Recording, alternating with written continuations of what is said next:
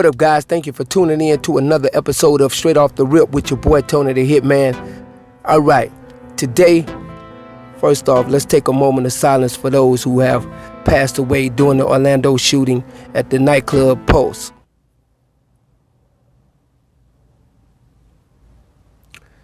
All right, guys. Now, this shooting that happened in Orlando at Club Pulse, presumably is a gay nightclub. We have this shooter by the name of Omar Mateen. Now today, I want to get into this here a little deeper about this situation, about what's going on. It just doesn't seem right to me about what happened.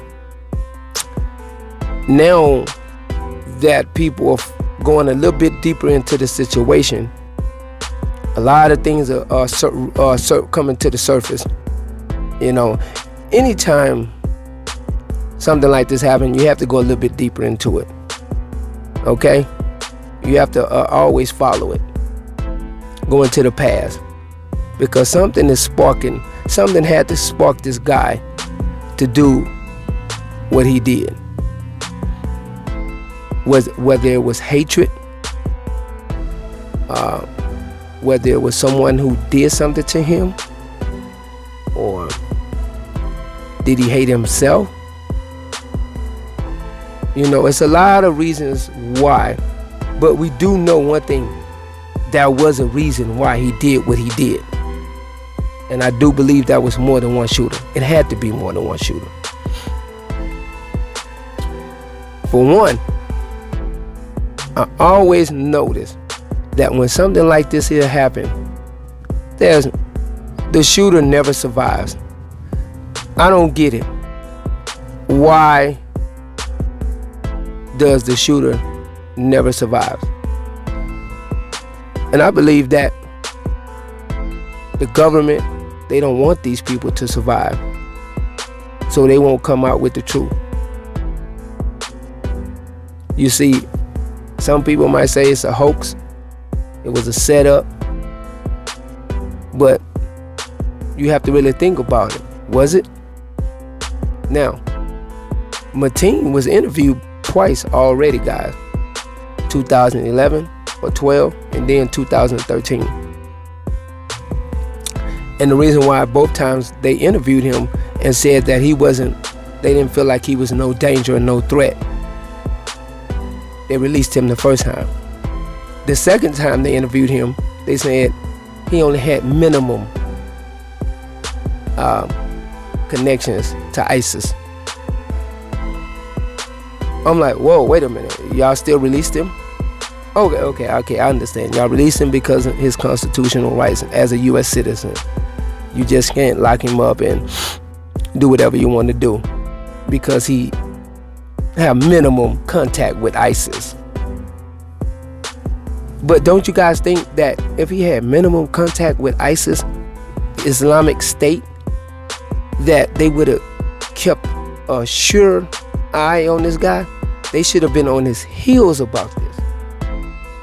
I mean, on his heels.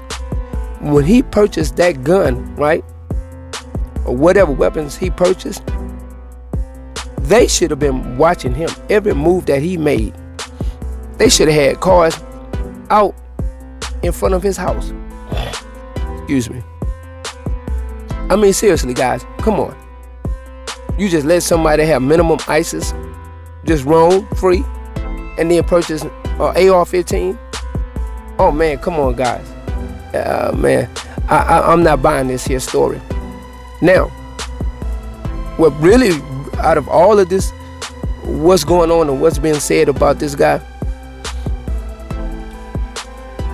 this is what caught my attention. So I was on, I wanted to look at a few YouTube channels and things like that, and just watch the news and see what was going on. And come to find out, I found one particular channel where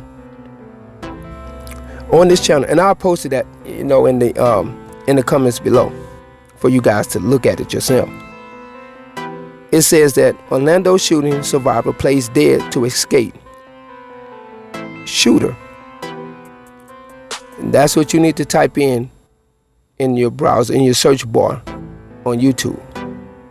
Now, I'm gonna play a little part of it, and I want you guys to listen to it and tell me what you think happened. He heard them on the, talking probably to the police department or texting, and he asked them, please do not text. And so they stopped, but then somebody started the texting back up again, and he said, didn't I say don't text? Give me all your phones. Who's in here? Are you guys black? And a couple of them said, yeah. He said that I don't have an issue with the blacks. So it looked like his purpose was to shoot white, presumably. So he did not bother them, did not try to finish the job of shooting in that stall. And then he got on the phone, I don't know if it was with the news or the police department, telling them that to stop, America needs to stop bombing ISIS. So he was calling people on the phone? Yeah, he called somebody on the phone. And he was telling them stop bombing ISIS? Stop bombing ISIS on the phone, in Syria. So then after he had finished with that, he got mad, he hung up, because they were asking him questions, he got just mad. And then he called somebody else that he knew, and he mentioned that he was the fourth shooter, and there was 3 others, and he mentioned, I believe, a female name, and that was playing dead, or because he's saying that she has a bombing vest, and he has one too. And then he said there were 3 snipers out there waiting for cops to come, so the snipers would shoot at the cops. So this whole time, what were you doing? I mean, you must have heard all this gunfire. Yeah. I stood quiet. I said, I don't think he knew we were there until he came back in and shot again, and one black boy came crawling underneath the stall, grasping our legs and having me and my friend to drop to the floor. And then he stopped, and I just played dead. Then I moved my body back. My body was between the wall of the stall and the toilet wedge. So now you guys hear, right? Did you hear that? He said that this guy said he has no quarrel with blacks. And there were white people in there. And he said he passed that stall up. Why did he pass that stall up when there's black people in there? If he was so focused on killing gay people. That's what you guys got to realize, man. You got to listen to the details in the story. See, this is all twisted. This whole story is twisted about what happened. And then if you watch the video, right? I'm looking at the video, and I see people packing victims towards the nightclub. Not away from the club, towards the nightclub, where the shooting supposedly had taken place. Look at the video, guys, and then you could even go on Google Maps, and you know how you could drop down and you have the satellite view. Look and see where everything is lined up at.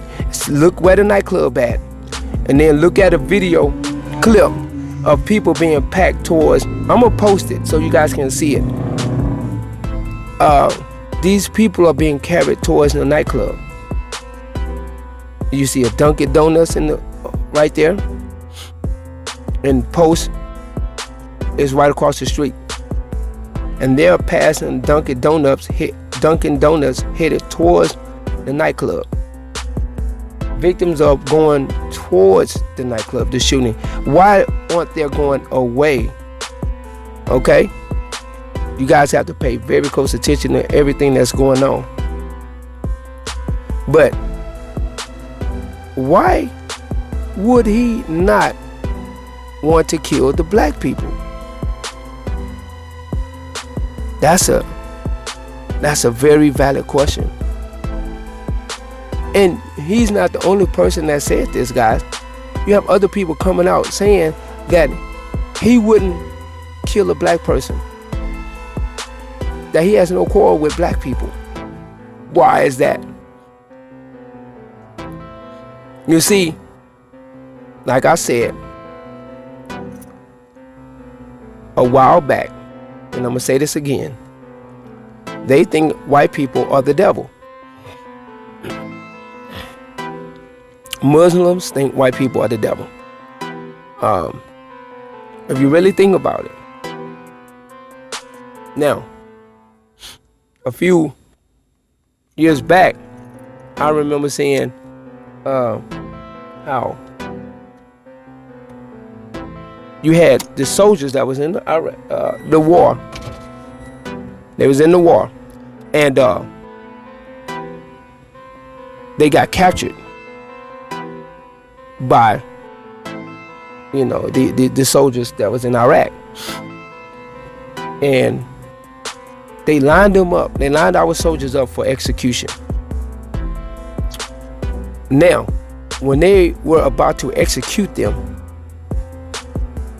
all of a sudden, one of the leaders stopped and walked over to the line, told all the black soldiers to get out of line and run, and told them their cause were not with the blacks. And then they proceeded to kill the white people. This was years ago. It was like 4 years ago, guys. I've searched for that video and it was taken down. Okay? Now, I saw, you guys remember the beheadings that was taking place? And some of them are still going on right now to this day. How many have you seen with a black guy being beheaded? Somebody please show me. I really don't even want to look at them, to be honest with you. But guess what? Every beheading that has taken place over there had nothing to do with a black person. Okay? We're going to go a little bit farther. You people say, man, you just tripping. You just tripping. So now, a couple years later passed by. The war is, you know, is going on, it's brewing, and it's dying a little bit because Obama's starting to pull our soldiers now. But it seemed like at the end of the war, all these soldiers that were dying were all white men. Very seldom. I mean, like, I say 1 to 20 ratio will you see a black guy being killed. Okay? You could call me crazy or think what you want to think. But guess what? Now here it is, 2016, this mass murder happens. This shooter goes in. Here's the phone ringing. Tells the people, I thought I told you guys to put your phone away. They're in this stall.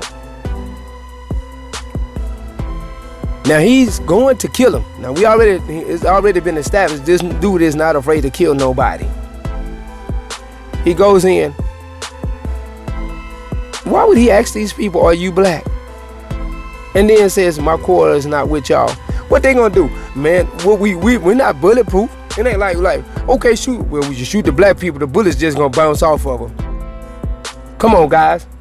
Let's look at this here. Let's see this for what it is. Why aren't these people killing black people? See, they are watching us. They're watching the U.S.